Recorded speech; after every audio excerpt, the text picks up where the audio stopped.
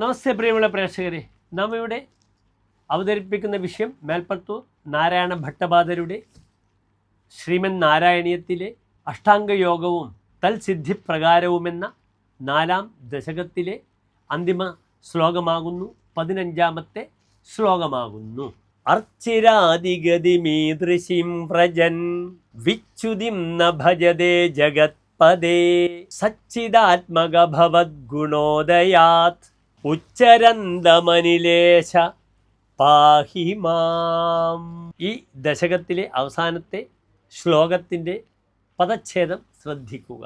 അഥ ശ്ലോകസ്യ അസ്യ പദച്ഛേദഃ അർച്ചിരാദിഗതിം ഈദൃശീം വ്രജൻ വിച്യുതിം ന ഭജതേ ജഗത്പദേ സച്ചിദാത്മക ഭവദ്ഗുണോദയാൻ ഉച്ചരന്തം അനിലേശ പാഹി മാം.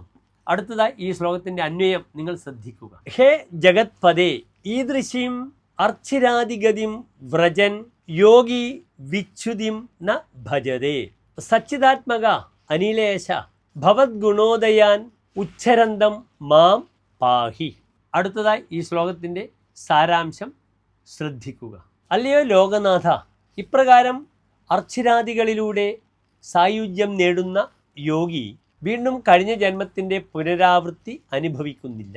അല്ലയോ പരമാനന്ദ സ്വരൂപനായ ഗുരുവായൂരപ്പ, അങ്ങയുടെ ഗുണഗണങ്ങളെ ഉച്ചൈസ്ഥരം ഘോഷിക്കുന്ന പ്രകീർത്തിക്കുന്ന എന്നെ രക്ഷിച്ചാലും എന്നെ രോഗത്തിൽ നിന്ന് മുക്തി നൽകിയാലും. നമസ്തേ.